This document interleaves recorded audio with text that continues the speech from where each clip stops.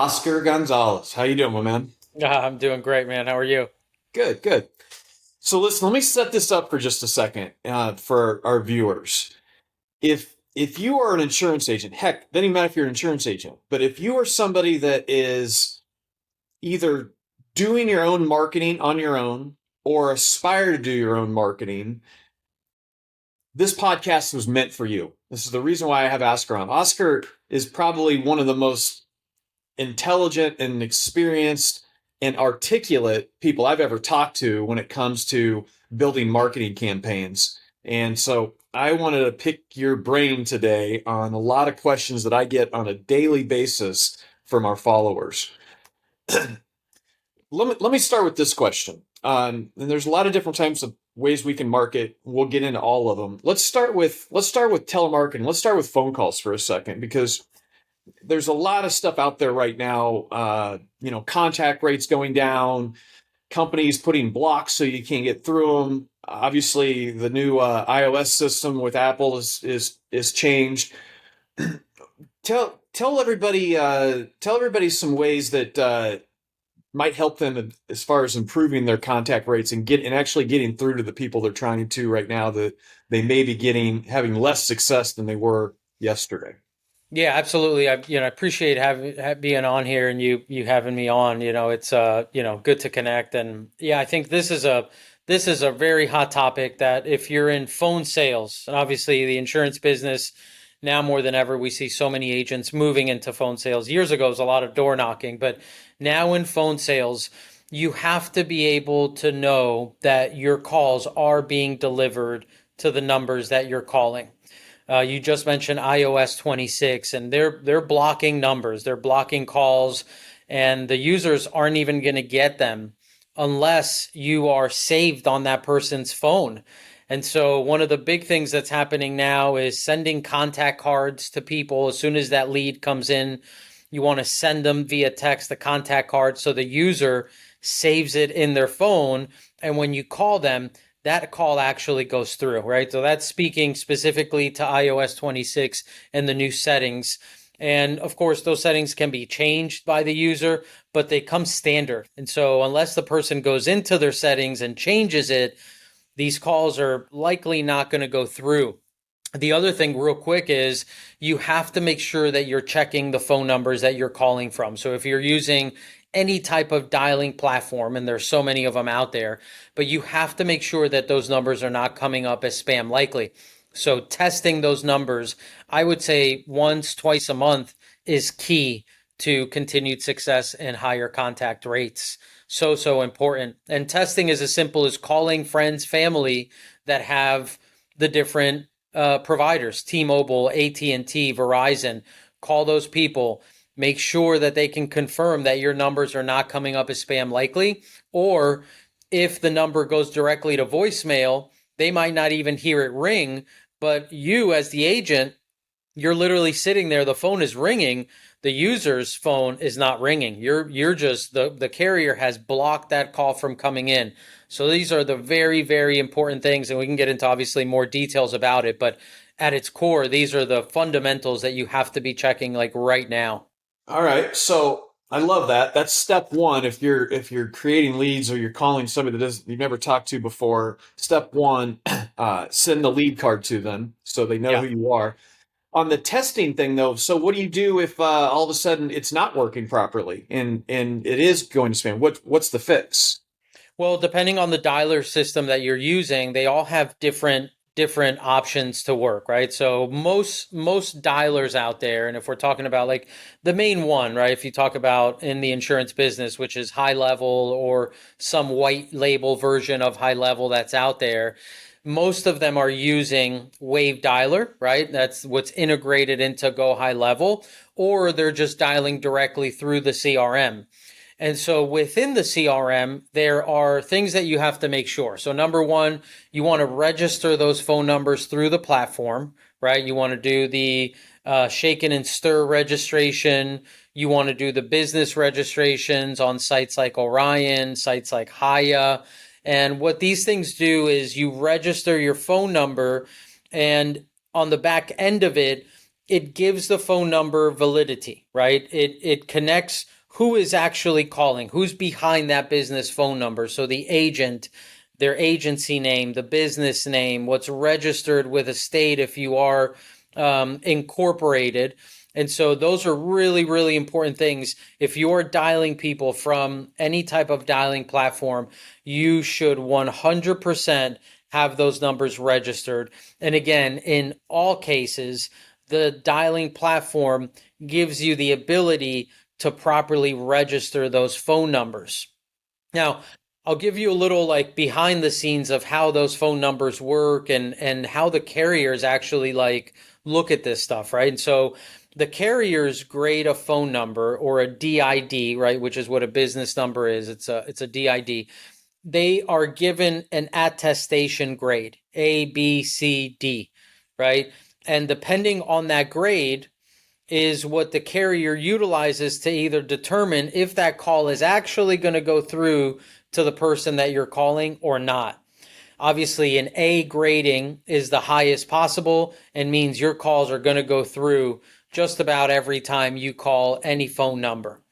If you're a B, it's a pretty decent grading. Anything below a B these days. It used to be a year, 2 years ago, even 6 months ago, that having a C or even sometimes a D grade would actually still get you through to the calls that you were making. But I think more than ever, right, with the amount of spam calls that everybody gets out there, the carriers are now really feeling the pressure from state agencies, AGs, from all the consumer complaints that come in, right, to the states, which is how this stuff works. And so I think they're getting a lot of pressure to start making some sort of change and stopping the amount of spam calls that people are getting every single day. Now, it's really important to note that the carriers can't stop the problem, right? And the problem is typically call centers overseas, right? All these call centers that are in India, in the Philippines, that are bombarding people with calls. So they can't stop those calls.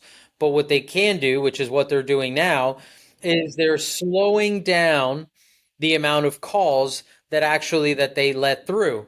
And how they do that is again by looking at these grades, these attestation grades. And so on the front end for the agent that's out there listening right now, you need to make sure that your phone, the numbers that you're using, have a good grading. And again, the platform that you use should be able to give you that information and help you get those numbers properly registered. Okay. Okay. So before I forget, do you have a recommendation on a favorite dialer, for example? Yeah, I mean, look, there's a lot, there's a few of them out there, and we've been doing more work now, looking for alternatives because in the insurance business, the biggest player is High Level, and within High Level, the dialer is Wave Dialer, and it's been a great dialing system. They're very intuitive, very easy to use, but at its core, what happens is that Go High Level is using Twilio, right? Twilio is the provider of the phone numbers that you use when you go in and you set up your CRM or you use something like Wave or some of these other dialing systems. They're all using Twilio. The challenge is that if you do some research on Twilio, Twilio at its core is a texting platform, and it's not just a texting platform, it's a texting platform for back end admin type of messaging, right? It's not a outbounding sales, cold outreach, lead generation texting platform. They provide phone numbers, so of course people can use them to call as well as text. But the core business of Twilio, right, and 90% of Twilio's customers and revenue come from companies like Airbnb, Uber, that are constantly sending text messages to users about notifications, back end, right? They're already a consumer of that business. It's just communication internally of that business, not outbound texting or dialing. And so that's where I think you're starting to see this difference. And I think over the next year, you're going to see people moving off of services like Twilio because of it. Now, what are options that are alternatives to this? Look, you have systems like Five9 is a really good dialing system that does not use Twilio and has really good registration models and all of that. Convoso on a more enterprise level for bigger agencies that are running larger teams and small to large size call centers. Convoso is probably like the Salesforce of dialing platforms, right? It's a very, very good system.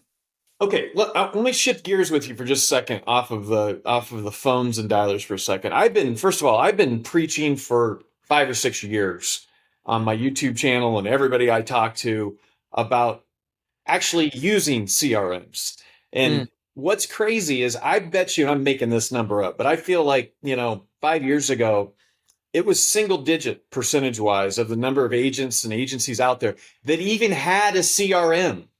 They were using, Excel, yeah, to keep track yeah. of their database. Um, they were using, they were used to using antiquated processes and systems. I do know that because I've been on this for quite a while now, trying to find the right CRM to recommend to agents.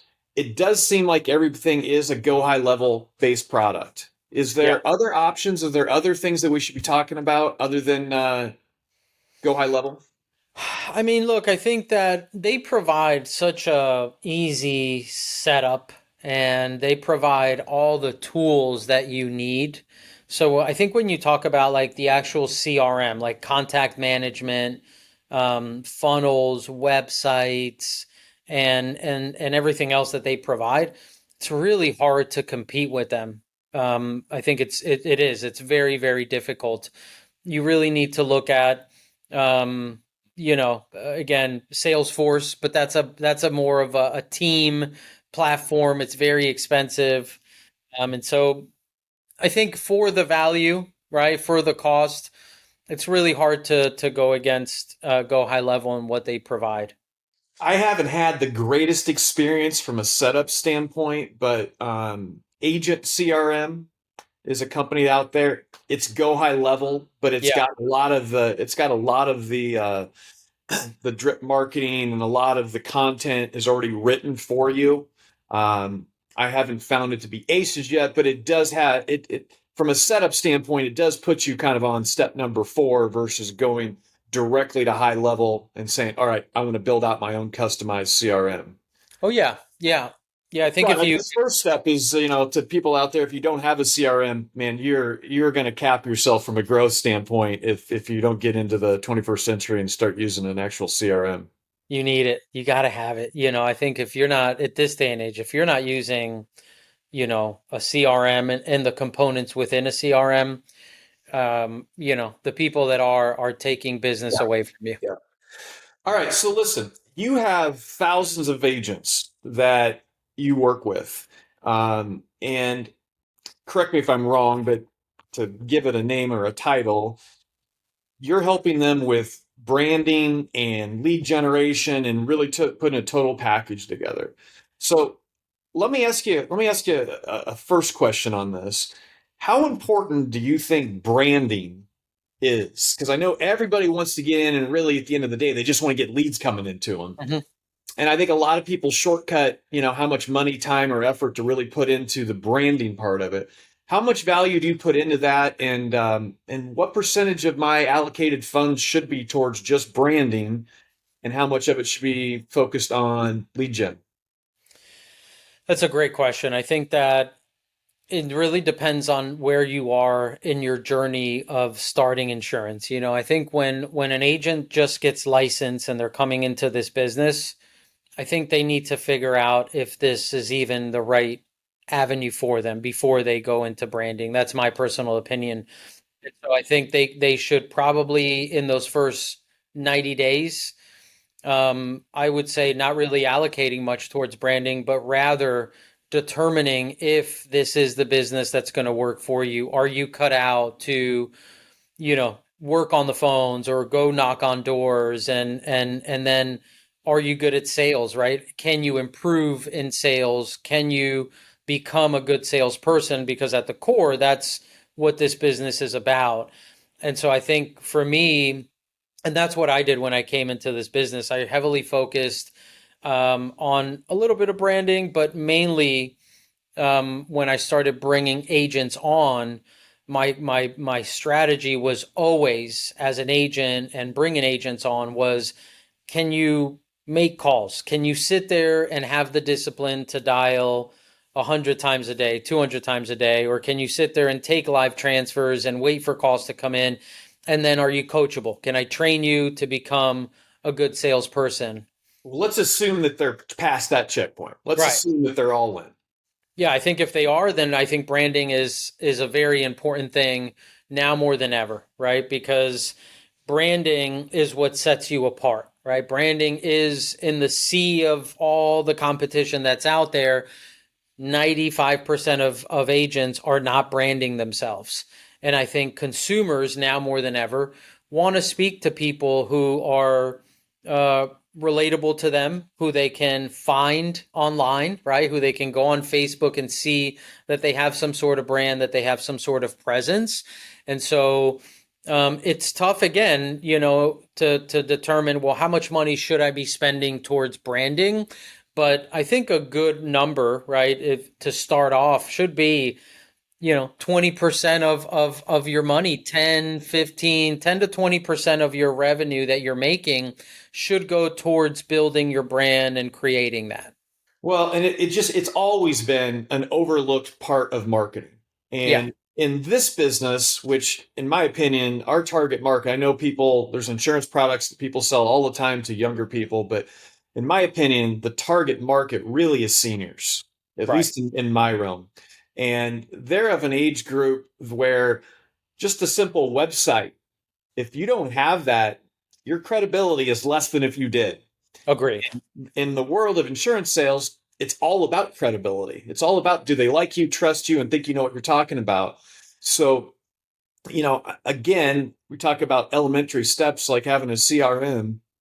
I think a website and just having just some constant attention given to branding, and also from a marketing standpoint, you tell me if you disagree with this, but every message that you put out in social media can't be this is why you should call me. I think you have to mix those messages in to let them know your values and your philosophies and make them like you. Then they'll see messages that are hooks or reasons for them to call you, right? I totally agree. Yeah, I mean, it's like for me, I don't want to take away from the strength that branding and ultimately what that becomes, which is organic lead generation, right? When you brand properly and you do spend time and effort on it. And I think that maybe not even the allocation of funds going towards branding, but certainly building a presence. Because I believe this day and age, your website is your Facebook profile, your Instagram business profile, your TikTok business profile. Like, I think that's where people now are going to see who you are and whether you're reputable. And the strength that building on those platforms has is, I think, extremely undervalued, right? I think people are yearning, consumers want to work with people that they can trust, that they go online and they see content about the product or service that you're trying to pitch them on. Well, and And it's also the only asset. right, I've got a YouTube channel, but it's not a real asset without a website, which is really where, I mean, I collect the correct. data and the stuff the intellectual properties.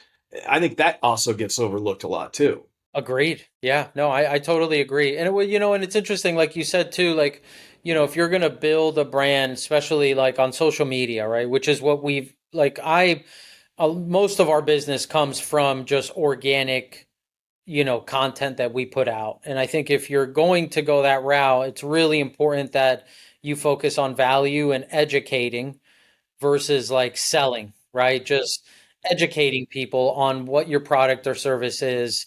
I think that's the key. And if you could do that with paid ads, right, and leverage both, I think, man, that's how you're building a business, not just like selling insurance out here. And to be honest, if somebody asked me to come give a conference on how to sell insurance, I would tell them that if you just take the approach of being an educator, Right. the sales will fall on your lap. So I don't, if that's how your approach is in a home, it should also be that same approach in your marketing endeavors.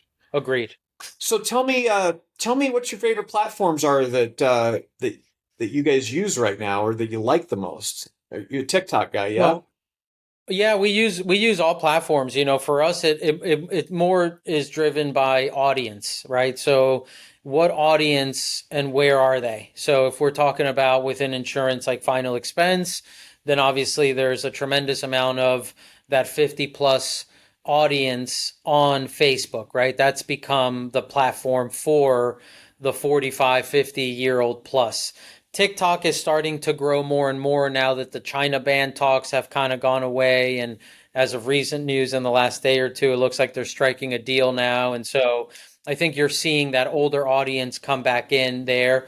Um, Instagram is an incredible, incredible platform for a younger demographic. So if you're doing more advanced products like IULs, regular term insurance, PNC, recruiting for agencies is really strong on Instagram. Then you have things like Pinterest, right, which is the highest concentration of higher income earners on any platform. Uh, Really? Female driven, of course. Yeah, yeah, it's the highest concentration of high income earners on any platform out there. I think of Pinterest. I used it one time, I think, when I was trying to build a garden bed. But Yeah. that's a marketing engine that we as insurance agents should be looking at, huh? Yeah, yeah. Particularly for, again, if you're doing IULs, annuities, and you're trying to reach that higher income demographic. Of course, it's completely female driven, but ultimately, like if you look at stats, females do make most of buying decisions in the home, and so I think it's super overlooked and undervalued. Reddit is quickly becoming a really strong platform now that they're showing up on search and LM searches like chat. And so I think they all can play a part based on who your audience is. So we like them all. We're not we don't discriminate on these platforms. All right, so I'm I'm an established agent. I've been doing this for a few years. I've tinkered around with a whole bunch of different marketing plans. I want to start trying to create my own lead gen. Hmm. What are my first few steps and where do I start at? I think the very first thing that you need to look at, right, that I always see agents struggle with is one, the capital required, right? How much money will I need to run a campaign? How long should I run a campaign for before I turn it off? How much money should I start that campaign at? I think those three things are really, really important because in most cases, people will go on Facebook or agents or somebody trying this out. They'll start a campaign at 20 bucks a day, let it run for 4 days, and they don't get the results they're looking for. So they turn it off and Facebook doesn't work, right? But the reality is that they weren't educated on how running a paid ad works and what you actually need. And so if you're going to run a paid ad on any platform, one is you want to at least be able to throw $30 to $50 a day at it. And number two, you have to understand that the way a paid ad works is it has phases, right? It's going to go into number one, a learning stage. It has to understand and learn who are you looking for, right? Who do you want Facebook to go find and get to your ad to fill out your lead form? And those learning phases typically can take 1 to 2 weeks. So if you're running an ad for 3 days and you're not getting results and you're turning it off, well, you're not really playing the game, right? You don't have the proper expectation of how this works. So I think understanding those things are critical to running an ad before you even do that. Once you can get those things, then of course you need to focus on the creative, what you're going to tell the person, and then what kind of questions are you going to ask on a lead form. Yeah. So, is it does a lot of agents have success with literally just running ads that are set to be a potential lead, or is it a community building process where you're getting people accustomed to seeing you and your messages before you're giving them an ask. No, I think if you're using paid ads, you're trying to skip that process of building a community, right? That's the point of building of running paid ads is that you're paying to play. You're paying to get that traffic to you to get those leads generated and start getting results right now, right? Because you don't have that community. Okay. So I think you gave me this answer a second ago, but if I've got my target market narrowed down to people that are 58, retired, getting close to retirement, up to 78 years old, is Facebook kind of the right place, the That first place anyway? Yeah, I think that's where you're going to get the most bang for your buck. Okay. Ultimately, I think that's where you want to start off, and as you build and grow, you can, branch out into other platforms. How much? Well, I'll give you a bigger question than what I was going to say there. Where do you think all this is going? Where do you think marketing is going? When I got in the business 20 years ago, it was telemarketing was it. Right. People weren't sick of it. Right. There was no real DN call list or DNC call list Yeah. a lot before that. You could get a really high return. Then we moved to mailers where you could get 2, 3, 4%, returns, and that went to 0.5% in a matter of 3 or 4 years. Then people went to e-blast. Well, those are just all filtered out now, that where people don't see them. Now things are moving to social media. Where do you see the next 5 years going? Do you think we're in the same zone we're in right now, just elevated, or do you see changes coming with how people are or should be marketing going forward versus what they've been doing the last couple of years?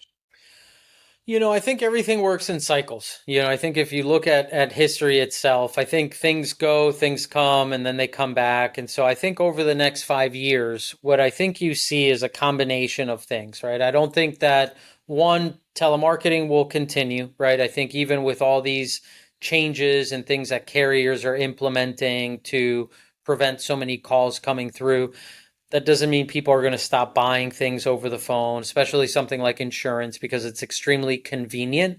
And I think consumers, above all, love convenience, right? And in our culture, in our society, convenience is at its core in the buying process.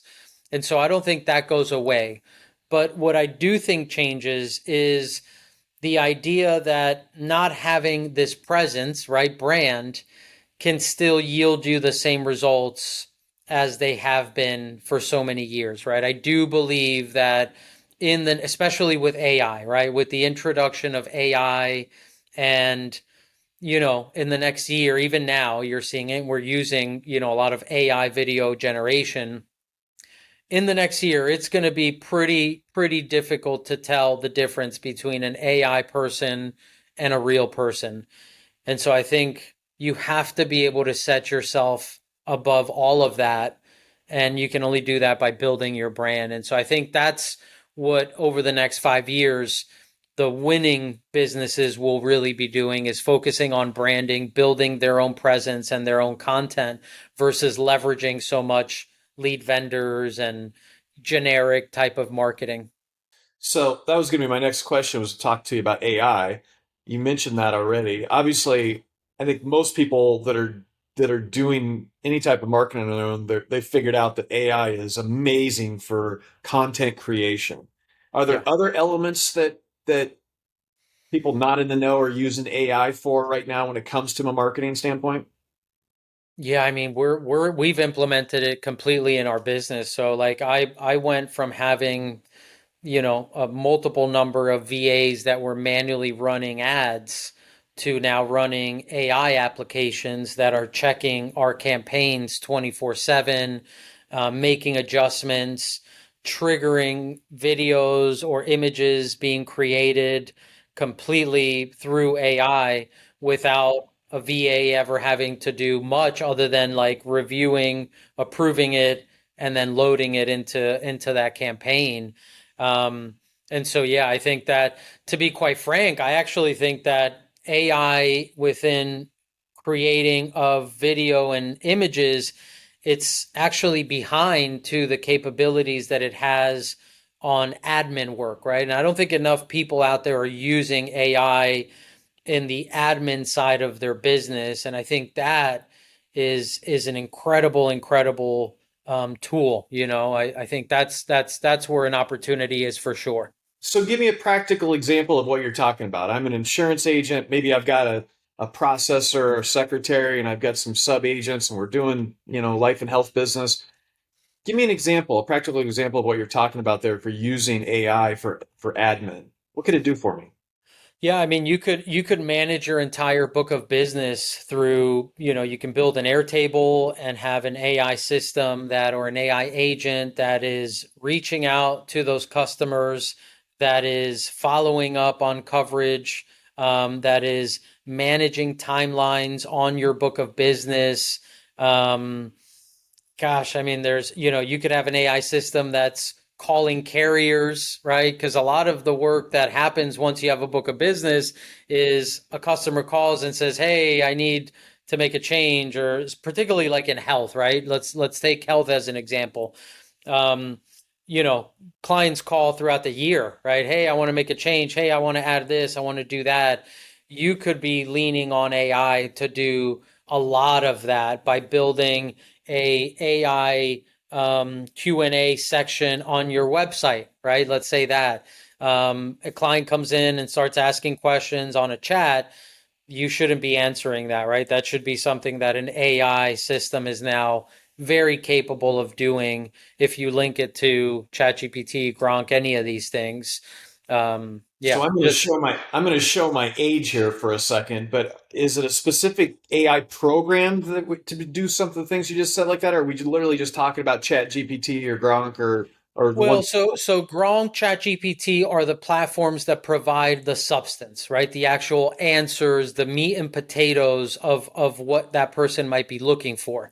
You now have to connect it to whatever platform, right? Your website, however they're going to communicate. And so you would use systems like, let's say, Airtable, which is like a dashboard, easy, like click and play dashboard type of setup. There's a platform called N8N, which is super popular, and it allows you to build workflows that tie in systems like Gronk, Chat. We use it a lot to tie in 11 Labs, which is an AI voice system that generates all types of voices. So we use that to tie into the generation of the videos. Wow. Okay. Um, There's a lot, it is. It Yeah. is. It's like for somebody like me that's kind of a novice with AI and I know just enough to be dangerous. I know that there's these amazing capabilities that are out there. Um, but it looks like a mountain of education to figure out what it is and then how to implement it. And I guess just an area that I've got to find an Oscar or somebody that probably helped me to that because I want to do what I'm good at. I don't want to Right. have to go and learn new AIs and new languages that I'm not accustomed to. Yeah. Yeah. So let me ask you one more kind of big question here. Maybe just give me for our followers, maybe just give me a couple, two or three best practices that agents or agencies out there should be thinking about or implementing to stay ahead of the competition, to stand out from everybody else. If you had, just a minute to kind of pick point a couple of those things, what would be off the top of your head? I think if we're talking about like lead generation and marketing side, I think that, we've said it, right? Like branding yourself on campaigns, um, being in a video where you're actually speaking to the consumer is, I think, very powerful, and is a very, really big opportunity right now.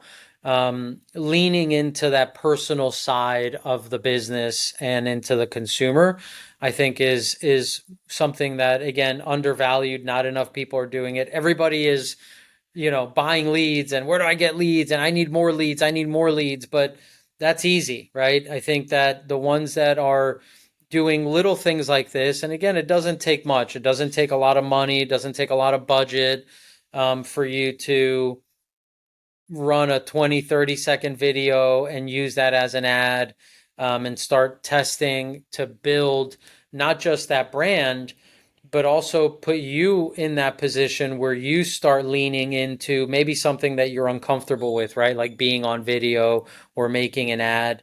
But I think success comes from leaning into the fears that we have, right? And into the things that we don't want to do. Typically, that's where we can find opportunity. So your business is called Scale My Social. Tell me, I'm in the business for a while. I'm an insurance agent. I'm ready to elevate. Tell me what you can do for me. Yeah, so we basically provide, done for you setups, right? Where we come in and we build all the campaigns to run lead generation. We build scripts if, like what we just said, if you wanted to be on a video or you wanted to start that process of branding, then we put together the scripts, we tell you how to film it, then we go and create the campaigns. We connect all of those campaigns, no matter the platform, into your CRM. We introduce workflows, automations, AI, text messages, email campaigns that engage with the leads as they're coming in. We create funnels on the back end of it to get and promote people to pre-book appointments or to call you after taking the lead action. And so we build the entire system. It's a white glove service, basically what we provide. Is it a la carte?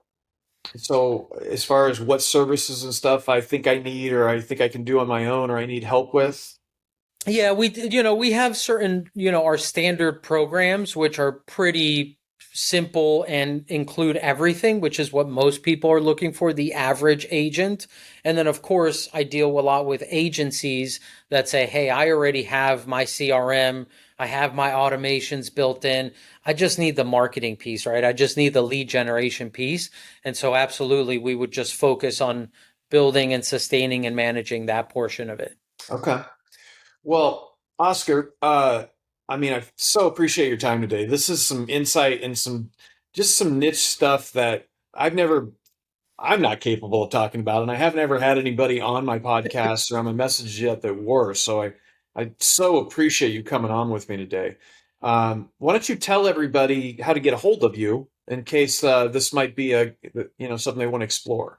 Yeah, absolutely. So obviously on social media, I'm on all platforms because we are out there building the brand, right? So scale my social on any social media platform. Specifically, if you want to book a call and speak to us about our programs and what we can do, scalemysocial.io/booking would be somewhere that you can go and just book a call and get some information and speak to us on our services. Awesome, awesome. Hey, I'm going to let you off the hook. I appreciate you hanging out with me today, and maybe we can get you back on here, a little bit later down the road, and do part two of this. I love it, man. I appreciate you having me. It's been a pleasure talking and connecting with you. And yeah, hope we can help some agents out there. And let's do it again if we can. Name of the game. Thanks, Oscar. I appreciate you. All right, man. Appreciate it.